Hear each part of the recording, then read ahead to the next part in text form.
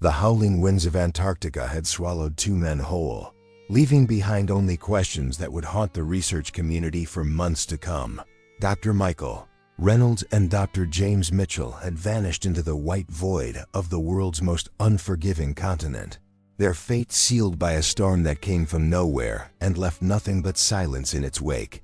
Before we continue, let us know where you're watching from, and don't forget to like this video and subscribe to the channel by clicking the icon in the bottom right corner of your screen. Now let's get into the story. The morning of October 15, 2019, had started like any other at the American Research Station in East Antarctica. Dr. Sarah Chun stood at the window of the main facility, watching the 2 scientists load their equipment into the snowmobile with practiced efficiency. Michael Reynolds, the senior glaciologist, moved with the confidence of someone who had spent 7 years studying the ice sheets of the frozen continent. His partner, James Mitchell, was newer to Antarctic research but brought valuable climatology expertise to their joint project. "Remember, radio check every 2 hours," Sarah called out as the men prepared to depart. The safety protocols were drilled into every researcher who set foot on the ice, but repetition could mean the difference between life and death in this environment. Michael nodded, adjusting his goggles against the morning glare. "We'll be back by 1800 hours. The weather forecast shows clear skies for the next 8 hours. He glanced at his watch, noting it was just past 10 in the morning. Their mission was straightforward: collect ice core samples from a site approximately 30 miles northeast of the base, document any unusual formations, and return before the predicted evening weather change. James secured the last of their equipment to the snowmobile's cargo area. The specialized drilling equipment, sample containers, and emergency supplies had been carefully packed according to standard procedure. Both men carried personal emergency beacons, satellite phones, and enough food and water for 3 days, though they expected to be gone for only 8 hours. The research station buzzed with its usual activity as other teams prepared for their own daily missions. Antarctica was experiencing its brief summer season, when temperatures rose to a barely tolerable -20 degrees Fahrenheit, and the sun provided nearly 24 hours of daylight. It was the optimal time for field research, when the extreme conditions became merely dangerous instead of absolutely lethal. Sarah watched through binoculars as the 2 men disappeared over the first ridge, their snowmobile leaving a thin trail of exhaust that quickly dissipated in the crisp air. The landscape around the station was deceptively peaceful, with rolling hills of snow extending toward jagged mountain peaks in the distance. Few people understood how quickly conditions could change in this environment, where a clear day could transform into a life-threatening blizzard within minutes. The first radio check came through at noon, right on schedule. Michael's voice crackled through the static, reporting normal progress and ideal conditions. They had reached their destination and were beginning the sample collection process. The second check at 2 o'clock confirmed they were ahead of schedule and planning to start the return journey within the hour. Then came the silence. At 4 o'clock, Sarah tried to raise them on the radio. Static filled the communications room, punctuated only by the occasional atmospheric interference that plagued long-distance radio communication in polar regions. She wasn't immediately concerned. Equipment failure was common in the extreme cold, and the men carried satellite phones as backup. By 5 o'clock, worry began to creep into her voice as she attempted contact through multiple channels. The satellite phones went straight to voicemail, suggesting either equipment failure or the devices being turned off. Sarah contacted the meteorological team, who confirmed that weather conditions in the research area remained stable with no significant changes predicted for several more hours. 6 o'clock came and went with no sign of the researchers. Sarah initiated the emergency protocol, assembling a search team and preparing the station's helicopter for immediate deployment. The helicopter pilot, Captain Robert Hayes, had flown hundreds of rescue missions in Antarctic conditions and understood the urgency of the situation. "We've got maybe 3 hours of good flying weather left," Hayes reported as he performed his pre-flight checks. "After that, we'll be grounded until the storm system passes through." The rescue helicopter lifted off at 6:30, following the GPS coordinates Michael had provided during his last radio contact. The search team aboard included Sarah, Hayes, and 2 experienced mountaineers equipped with emergency medical supplies and rescue equipment. As they flew over the research route, they maintained constant radio contact with the base, reporting their position and observations. They found the research site exactly where it was supposed to be. The snow showed clear signs of recent activity: snowmobile tracks, equipment markers, and the distinctive circular patterns left by ice drilling operations. But the site was completely abandoned. The snowmobile was gone, and there was no sign of the 2 researchers. Following the snowmobile tracks proved challenging as the wind had begun to fill them in. But Hayes managed to trace the route for approximately 5 miles before the trail disappeared completely. The track seemed to head toward a series of low hills that provided natural shelter from the prevailing winds, but beyond that point, the snow showed no signs of recent passage. "It's like they just vanished," Sarah radioed back to the base as the helicopter circled the area where the tracks ended. The landscape below was an unbroken expanse of white, with no indication of where 2 men and a snowmobile could have gone. The search continued until darkness and deteriorating weather conditions forced the helicopter to return to base. Over the following days, multiple search teams scoured hundreds of square miles of Antarctic terrain, using helicopters, snowmobiles, and even satellite imagery to locate any trace of the missing researchers. The official search lasted 2 weeks, involving personnel from multiple nations with Antarctic research programs. Specialized equipment detected no signals from the men's emergency beacons, and their satellite phones remained silent. The harsh reality of Antarctic survival began to sink in. Without shelter, adequate supplies, and functioning equipment, survival time in the extreme conditions was measured in hours, not days. On October 30th, 2019, 15 days after their disappearance, Dr. Michael Reynolds and Dr. James Mitchell were officially declared deceased. The incident report cited equipment failure and probable exposure to extreme weather conditions as the cause of death, though no bodies or wreckage were ever recovered. The research station held a memorial service for the 2 men, attended by colleagues from around the world via satellite link. Their families received the devastating news that their loved ones had joined the ranks of those claimed by the world's most dangerous continent. The case was closed, filed away among the other tragic reminders of Antarctica's unforgiving nature. But the ice of Antarctica keeps its secrets, and sometimes those secrets find their way back to the surface in ways that no one could possibly predict. Chapter 2: The Impossible Return. 7 months had passed since the memorial service, and the research station had settled into a new rhythm without the 2 missing scientists. New researchers had arrived to continue the climate studies, and the tragedy had become a sobering reminder of the risks everyone faced in this remote corner of the world. Life, as it always does, had moved forward. Dr. Sarah Chun stood in the communications room on the morning of May 22, 2020. Reviewing the daily weather reports when the radio crackled to life with a transmission that made her blood run cold. The voice was weak, barely audible through the static, but unmistakably familiar. Base ... This is Michael Reynolds. I need ... help. Sarah's hands trembled as she grabbed the microphone. Michael? Michael, is that you? Where are you? The response came through broken and fragmented. I done single quotes D ... I can't remember. So cold ... please ... The transmission cut out, leaving Sarah staring at the radio in disbelief. She immediately called for Captain Hayes and initiated emergency protocols. But part of her wondered if the isolation and stress of Antarctic life had finally gotten to her. People didn't come back from the dead, especially not after 7 months in the Antarctic wilderness. The rescue helicopter was airborne within 30 minutes, following the weak signal's general direction. Hayes flew in expanding search patterns, while Sarah continuously attempted radio contact. After 2 hours of searching, they spotted a figure moving slowly across the ice, approximately 40 miles southwest of the station.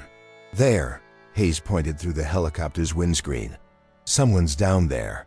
The figure was barely recognizable as human, moving with the unsteady gait of someone on the verge of collapse.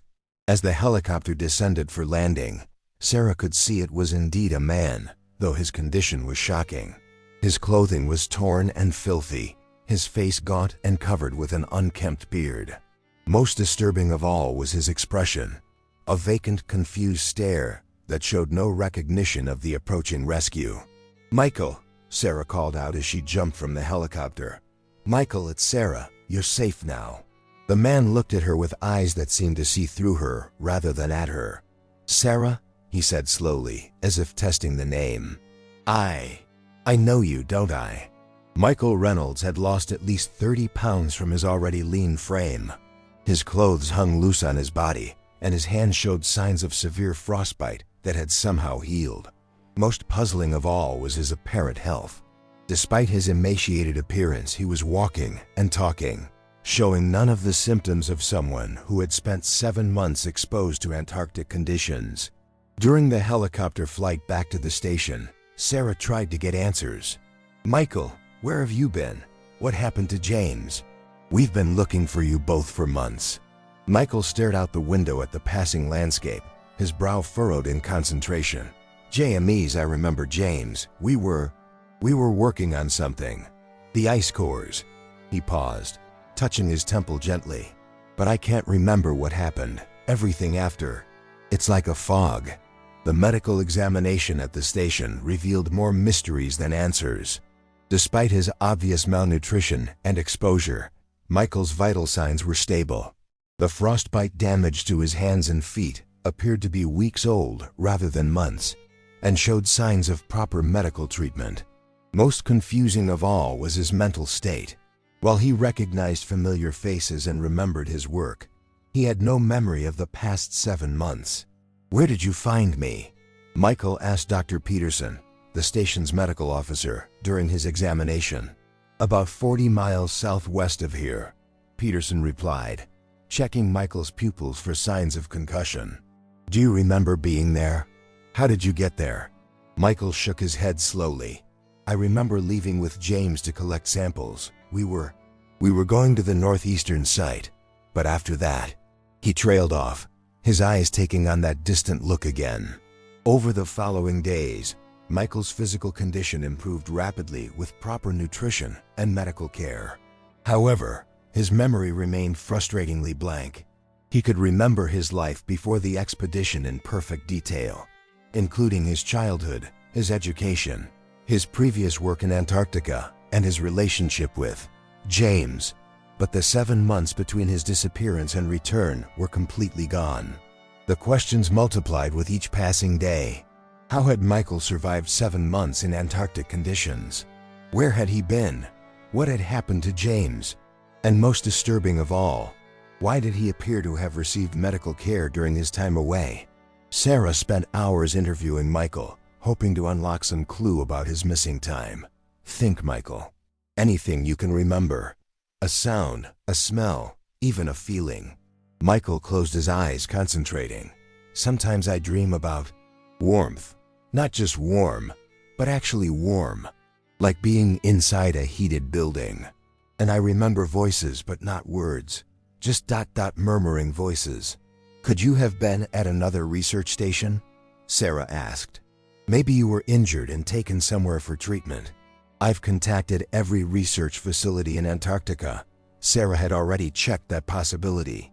"No one has seen you or James, and your emergency beacon never activated." The mystery deepened when Michael's personal effects were examined.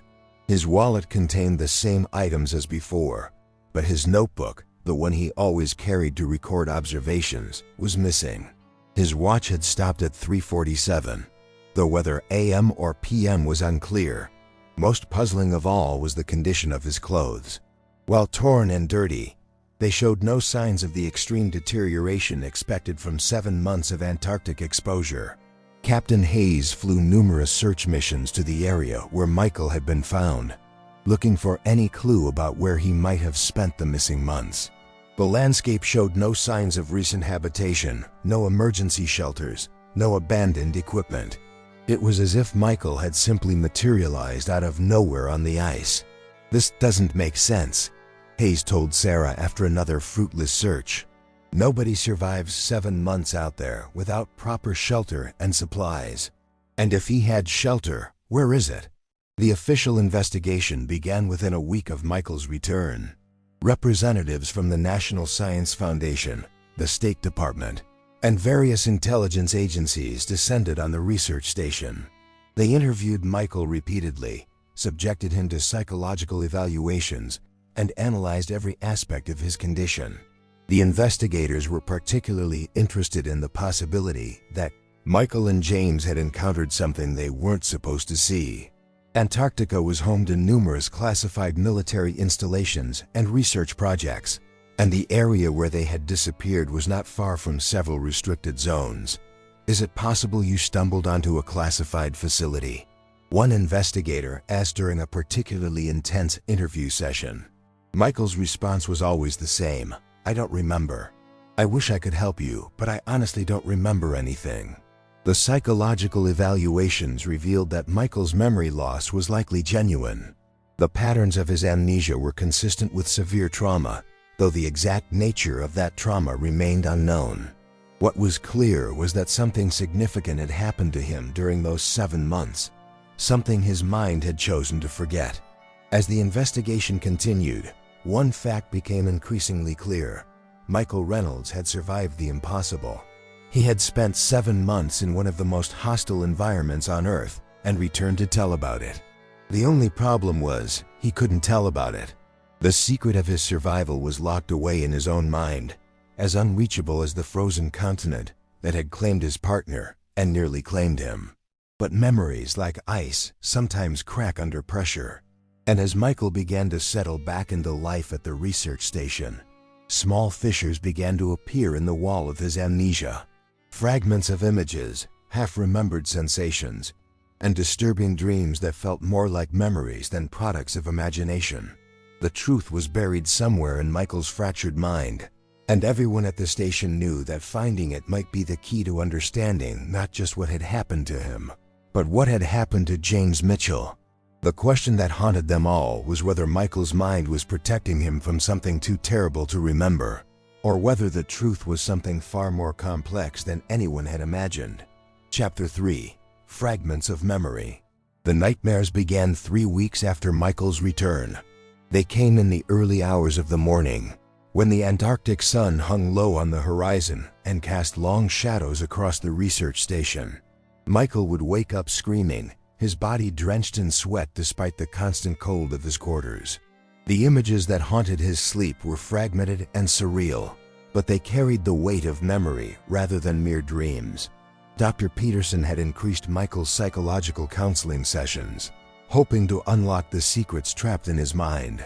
The process was frustrating for everyone involved, as Michael's memories seemed to dance just beyond reach, taunting them with glimpses of truth that vanished the moment they tried to grasp them. "Tell me about the dreams," Dr. Peterson said during their morning session. "Even the smallest detail might be important." Michael sat in the small counseling room, his hands wrapped around a mug of coffee for warmth. "They're getting more vivid. Last night, I dreamed about being inside something. Not a building, but something else. The walls were curved, like being inside a sphere. And there were lights, but not electric lights. They pulsed like they were alive." "What else do you remember?" "James was there," Michael said quietly.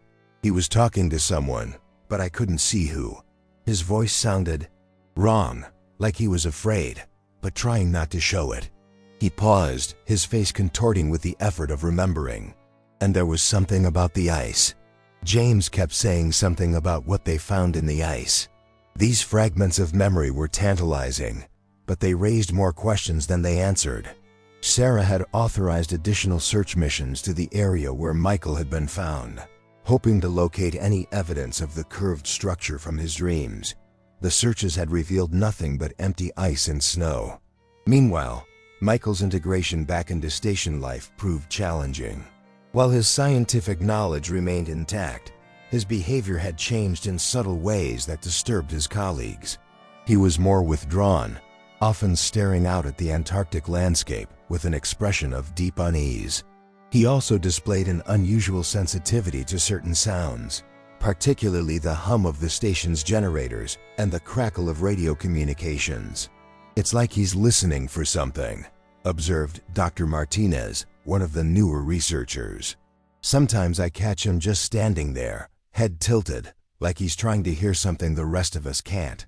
The mystery deepened when Michael's medical tests revealed an anomaly that had been overlooked during his initial examination. His blood showed trace amounts of compounds that didn't match any known Antarctic environment.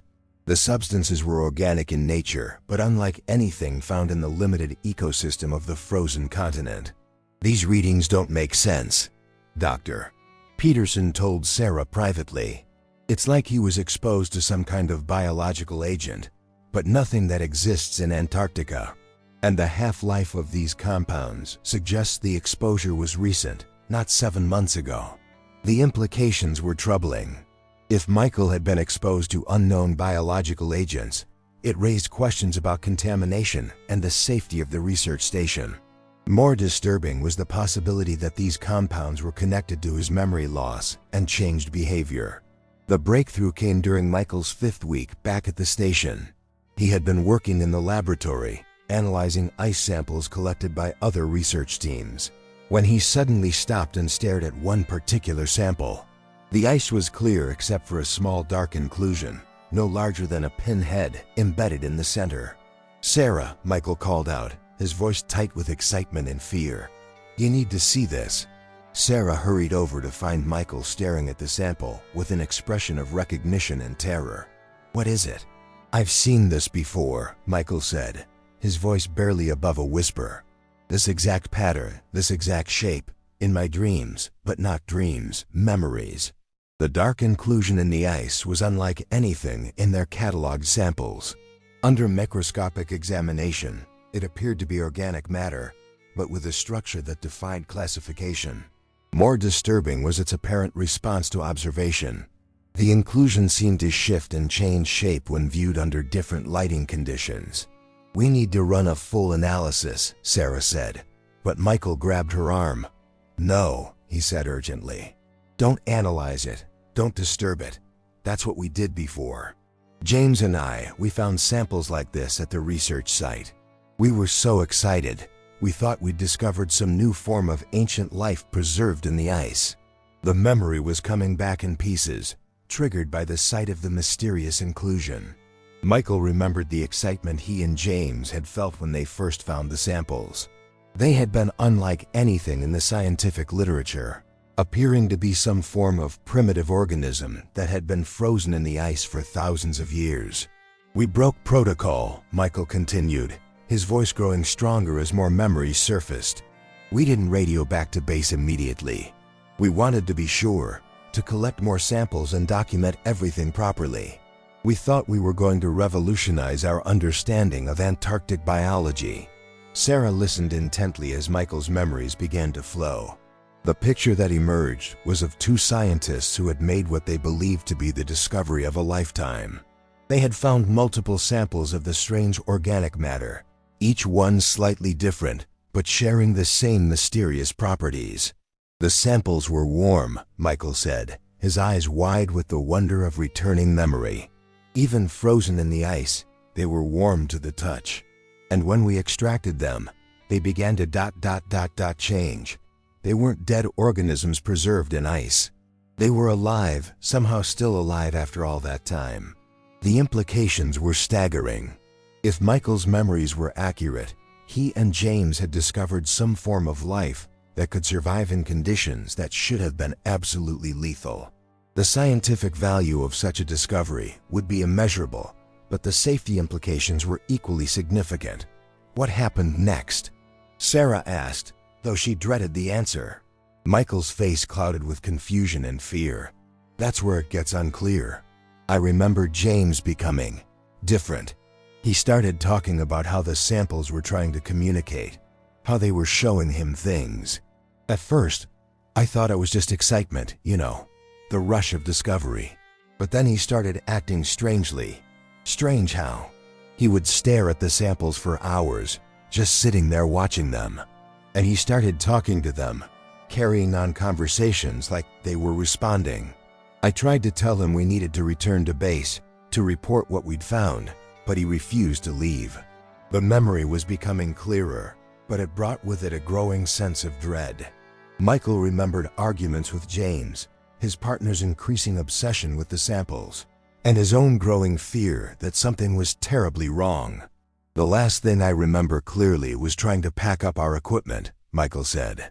James was angry, saying I didn't understand the significance of what we'd found.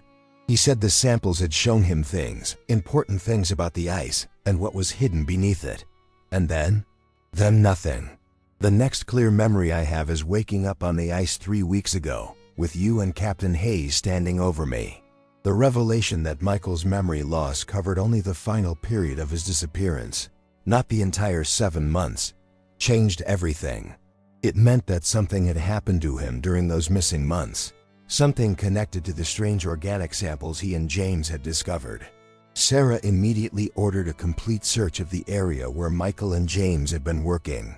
If the samples were still there, they needed to be secured and studied under proper containment protocols. But more importantly, they needed to find out what had happened to James Mitchell. The search team that departed the next morning included Michael, despite Dr. Peterson's objections. Michael insisted that he was the only one who could find the exact location where the samples had been discovered, and his returning memories might be crucial to understanding what had happened. As the helicopter approached the research site, Michael's agitation grew. "There," he pointed to a spot near the original drilling location. "That's where we found them. But something's different." The site that had been empty during previous searches now showed signs of recent activity. Snow had been disturbed, and there were marks in the ice that suggested heavy equipment had been used. Most disturbing of all was the presence of a large rectangular depression in the snow, as if something substantial had been removed. "Someone's been here," Captain Hayes observed as they landed. "And recently, by the look of it." As they explored the site, Michael's memories continued to return. He remembered the excitement of discovery, the growing concern about James's behavior, and fragments of conversations that made little sense. But he also remembered something else. They hadn't been alone at the site during their final days there. "There were others," Michael said suddenly. "People in white suits, like hazmat gear. They came after we'd been here for several days. James was excited to see them, said they were there to help us understand what we'd found." Sarah felt a chill that had nothing to do with the Antarctic wind.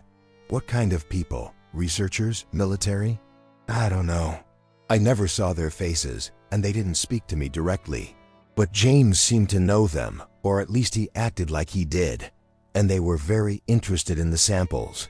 The pieces of the puzzle were beginning to come together, but the picture they formed was disturbing. It appeared that Michael and James had stumbled onto something significant, something that had attracted the attention of people who preferred to operate in shadows. And somewhere in the middle of it all, James Mitchell had disappeared, leaving behind only questions and a partner with 7 months of missing memories. As the team prepared to return to base, Michael made one final discovery that sent chills down everyone's spine. Partially buried in the snow near the edge of the site was a piece of equipment he recognized. James's notebook, the one he'd carried everywhere to record his observations. The notebook was damaged by exposure, but many of the pages were still readable. The final entries, written in James's increasingly erratic handwriting, painted a picture of a man descending into obsession and possibly madness. The last entry, dated just 3 days after their arrival at the site, contained a single sentence that made everyone's blood run cold. "They're not just alive, they're intelligent, and they've been waiting." Chapter 4: The Truth Beneath the Ice. The helicopter's return journey to the research station was marked by an oppressive silence as everyone processed the implications of James's final notebook entry. Michael sat hunched over the damaged journal, his face pale as he read through his former partner's increasingly disturbing observations. Each page revealed a descent into something that bordered on scientific madness. Yet the precision of James's documentation suggested a mind that remained sharp even as it grappled with impossible discoveries. Back at the station, Michael was immediately subjected to another round of medical examinations. The returning memories had brought with them severe headaches and episodes of disorientation that suggested his brain was struggling to process the recovered information. "We need to contact the authorities immediately," Sarah said. "This is beyond our capability to handle." But Michael shook his head. "You don't understand. The authorities already know. Those people in the white suits weren't random researchers. They were government agents. And they took James." Over the following days, Michael worked with Sarah to piece together the events. According to his recovered memories, the organic samples had exhibited properties that defied scientific understanding. They appeared to be some form of collective intelligence, capable of communicating through direct neural interface. James said they were ancient, Michael explained during one debriefing session. Older than human civilization. They'd been frozen in the ice for millions of years, but they weren't dormant. They were waiting for the ice to melt, for climate change to free them. The story that emerged was like something from science fiction, yet the physical evidence suggested it might be real. The organic samples weren't just primitive life forms. They were part of a larger intelligence that had been using Earth's ice sheets as hibernation chambers. Captain Hayes had been monitoring radio chatter and picked up disturbing reports. Several stations across Antarctica were reporting similar discoveries. Organic samples found in ancient ice, researchers exhibiting strange behavior, and the subsequent arrival of unidentified personnel who classified incidents and removed evidence. "It's happening everywhere," Hayes reported. "Whatever Michael and James found, it's not isolated. Something's waking up down here." Michael's memories continued returning in fragments. He remembered James's obsession with the samples, his claims that they showed him visions of Earth's future, and his growing belief that humanity needed to prepare for catastrophic climate change. "James said the samples were trying to help us," Michael explained. "They showed him underground cities, vast complexes built beneath the ice to shelter populations during global disasters. James became convinced these entities were trying to save us from ourselves." The gap in Michael's memory corresponded to when James disappeared. Whatever had happened during those final hours had resulted in James's removal and Michael's memory being somehow suppressed. Sarah contacted higher authorities despite Michael's warnings. Within 24 hours, specialists arrived at the research station, including representatives from the National Science Foundation, Department of Defense, and an unidentified agency. They immediately classified the incident and began comprehensive debriefings. Agent Morrison, the lead investigator, took charge of Michael's case. Her approach was professional but firm, making it clear they were dealing with highly classified information. "Dr. Reynolds," she said during their interview, "what I'm about to tell you is classified. But given your involvement, you need to understand the bigger picture." Michael looked at her with hope and dread. "What happened to James?" "Dr. Mitchell is alive and well," Agent Morrison replied. "He's working with a special research team at a secure facility. His expertise and unique experience with the organic samples made him invaluable to ongoing research." The revelation that James was alive brought relief, quickly followed by anger and confusion. "Then why wasn't I told? Why the cover-up?" "Because you reacted differently to exposure than Dr. Mitchell did," Agent Morrison explained. "The organic samples affect people differently. Dr. Mitchell showed enhanced cognitive ability and intuitive understanding of their communication methods. You showed signs of psychological distress and potential neurological damage." The truth was both simpler and more complex than Michael had imagined. The organic samples were extraterrestrial in origin, part of a larger intelligence that had been monitoring Earth's climate for millions of years. They were awakening as ice sheets melted, not as invaders but as observers and possibly guardians. "The samples aren't hostile," Agent Morrison continued, "but they represent intelligence and technology that could be destabilizing if released to the public. There are protocols for managing contact with non-human intelligence developed over decades. and James volunteered to work with them, Dr. Mitchell was uniquely suited as a liaison. The samples communicate most effectively with individuals having specific neurological markers, and Dr. Mitchell tested positive for all of them. Michael felt relief and loss. James was alive but beyond reach, working on incomprehensible projects. The 7 months of missing memory had been protective amnesia, induced to prevent psychological damage from prolonged exposure. "What happens now?" Michael asked. "You return to normal life," Agent Morrison replied. "Your memories will continue returning gradually, but traumatic elements will remain suppressed. You'll be monitored for long-term effects and contacted for periodic debriefings." As the investigation concluded and agents prepared to leave, Michael grappled with a new reality. The world was far more complex than he'd imagined, with ancient intelligences awakening beneath ice and government agencies managing contact with non-human entities. The research station returned to routine, but Michael knew nothing would ever be the same. Every time he looked at the Antarctic landscape, he wondered what other secrets lay buried in ice, waiting to reveal themselves. In quiet moments, he thought about James, hoping his friend was safe and that his work would benefit humanity. The Antarctic had always been a place of mystery and danger, but now Michael understood it was also a place of revelation. As the planet's climate continued changing, more secrets would emerge from ice, and humanity needed to be ready for whatever truths waited in the frozen depths.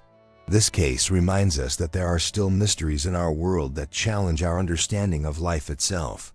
In our pursuit of knowledge, we must never lose sight of what truly matters: our relationships with one another, our responsibility to protect our planet, and our faith in something greater than ourselves. The ice may hold secrets, but our hearts hold the wisdom to face whatever truths await us. If you enjoyed this story, please like this video and subscribe to our channel for more mysterious cases that challenge our understanding of the world around us.